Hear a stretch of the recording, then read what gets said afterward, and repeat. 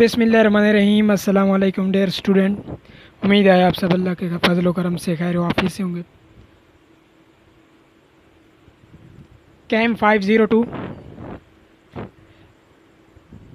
Inorganic third non aqua solvent हम पढ़ रहे थे, तो जिसका पहले हम कुछ लिक्विड कर चुके हैं और अब हमारा है आज लिक्विड एसिटिक एसिड करेंगे, CH3COOH।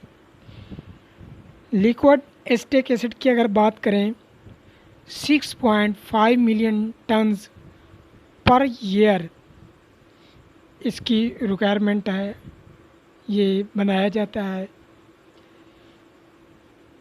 ये नॉन आयनिक है, कलरलेस होता है, प्रोटेक्ट सॉल्वेंट है, जैसा कि हमारे पास एथेनॉल हो गया, वाटर हो गया।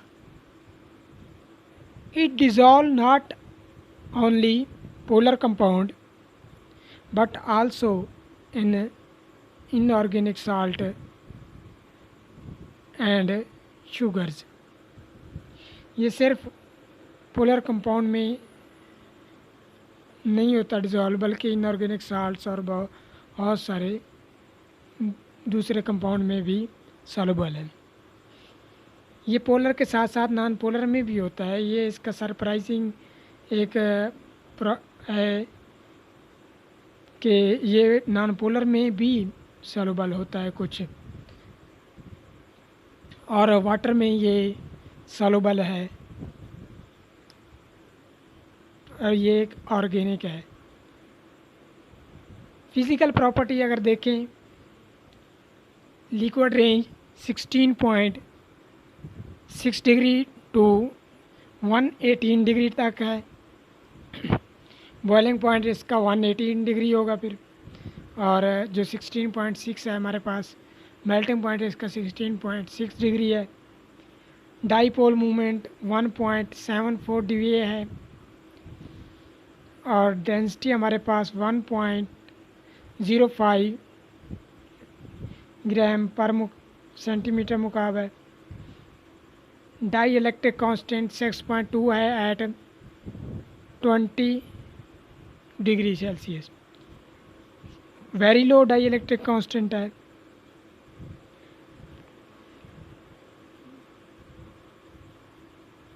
Auto ionisation and acid base reaction. अब इसके अगर रिएक्शन की अगर हम बात करें तो सबसे पहले ऑटो आयोनाइजेशन और या सेल्फ आयोनाइजेशन हम जिसे कहते हैं, एंड एसिड बेस रिएक्शन देखते हैं। CH3, ये आप इसकी पहला रिएक्शन जो है ऑटो आयोनाइजेशन देख सकती हैं। CH3COOH एसिटिक एसिड है, प्लस CH3COOH हो गया, तो इसकी ऑटोनाइजेशन कराए तो CH3COOH2 प्लस बन गया, प्लस में CH3COO नेगेटिव, ये इसकी ऑटो आयोनाइजेशन है। CH3COOH2 प्लस कोई भी स्पीशीज़ अगर देती है तो वो क्या कहलाएगी, एसिड कहलाएगी। अगर कोई भी स्पीशीज़ CH3COO नेगेटिव देती है तो वो बेस कहलाएगी इन लिक्विड एसिटिक एसिड में। एग्जांपल अगर हम लें, हमारे पास CH3COONA प्लस HCl है, क्या बनेगा, बेस प्लस एसिड। जब भी एसिड बेस रिएक्ट करते हैं तो हमारे पास साल्ट और सॉल्वेंट बनता है, तो साल्ट बना NaCl और प्लस में क्या बना, CH3COOH सॉल्वेंट बना। Weak organic bases like acetamide cannot be titrated in aqueous medium।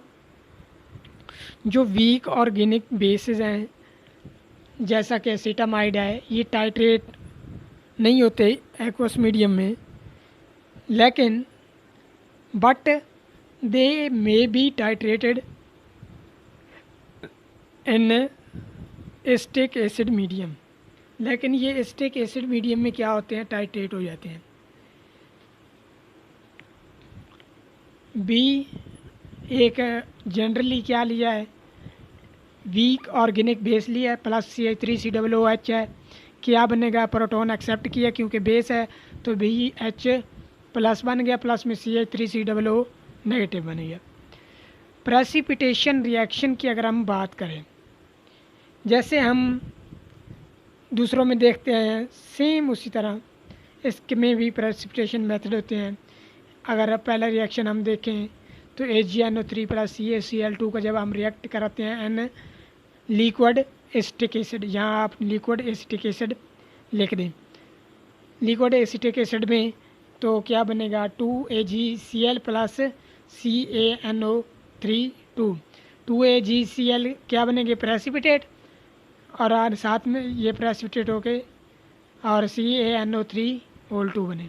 इस तरह PbCH3COO plus NaCl liquid acetic acid में क्या बनेगा PbCl2 के प्रेसिपिटेट बनेंगे, प्लस में 2CH3COO बनेगा। थर्ड रिएक्शन अगर देखें तो हमारे पास CdCH3COO के प्लस H2S के साथ जब हम रिएक्ट कराएंगे in the presence liquid acetic acid as a solvent लेंगे तो हमारे पास CdS क्या बनेंगे प्रेसिपिटेट बनेंगे और 2CH3COOH हमारे पास बन जाएगा। एम्फोटेरिक रिएक्शन, जिस तरह दूसरे एम्फोटेरिक शो करते हैं प्रॉपर्टीज़, ये भी एम्फोटेरिक शो करते हैं। ZnCH3COO act as a amphoteric। Zn2 plus 2CH3COO negative क्या करेगा N लिक्विड एसिटिक एसिड में, तो क्या होगा ZnCH3COO बन जाएगा। इसी तरह ZnCH3COO अब जो है प्लस फिर क्या करेगा 2CH3COO नेगेटिव के साथ, तो हमारे पास ये कम्प्लेक्स बन जाएगा ZnCH3COO और कम्प्लेक्स पे चार्ज है 2 नेगेटिव। कम्प्लेक्स फार्मेशन इसमें भी वैसे ही बनती है जैसे एक्वस मीडियम में होती है। Fe3 प्लस 6CnS नेगेटिव, जब लिक्विड एसिटिक एसिड हम इसे रिएक्ट करवाएंगे तो हमारे पास कम्प्लेक्स एक रेड कलर का बनेगा इनसॉल्युबल कम्प्लेक्स FeCnS6 और कम्प्लेक्स पे चार्ज है 3 नेगेटिव। अगर आप इसको इसी रिएक्शन को अगर आप एक्वस मीडियम में कराते हैं तो तब भी यही कम्प्लेक्स बनेगा same as an aqueous medium, तो यही कम्प्लेक्स बनेगा एक्वस मीडियम में भी। सॉल्वोलाइसिस की अगर हम बात करें तो जैसे दूसरे हमारे सॉल्वेंट शो करते हैं सॉल्वोलाइसिस, तो इसी तरह ये भी सॉल्वोलाइसिस शो करो। सॉल्वोलाइसिस में हमें पता है क्या होती है, स्प्लिटिंग होती है। SO2Cl2 प्लस 4CH3COOH, तो आप देख सकते हैं क्या है SO2CH3COO बना, प्लस में 2CH3COOH2 प्लस 2Cl नेगेटिव बन गया। ये थी सॉल्वोलाइसिस। सॉल्वेट फॉर्मेशन रिएक्शन CH3COO के dot 2CH3COOH is a typically example of solvates in liquid acetic acid। CH3COO के डॉट CH3COOH ये एक बेहतरीन एग्जाम्पल है किसके लिए, इन लिक्विड अमोनियम में सॉल्वेट की, इन लिक्विड एसिटिक एसिड में सॉल्वेट की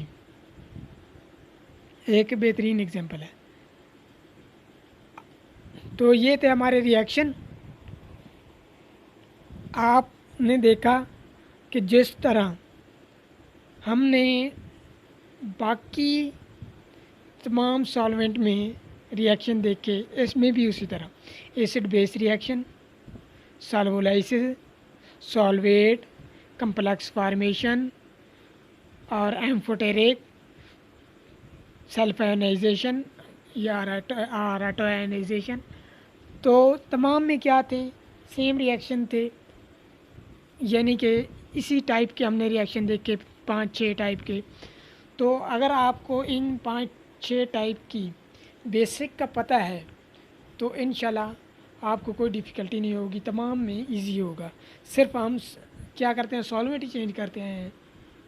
तो इसलिए आपने पहले इनकी बेसिक पे अपनी गिरफ्त मजबूत करनी है, उनको अच्छी तरह करना है, फिर जाके आपने इनके रिएक्शन करेंगे तो आपके लिए बहुत इजी होगा। अगर हम डेली लाइफ में इसके यूजेस देखें, uses of acetic acid in daily life.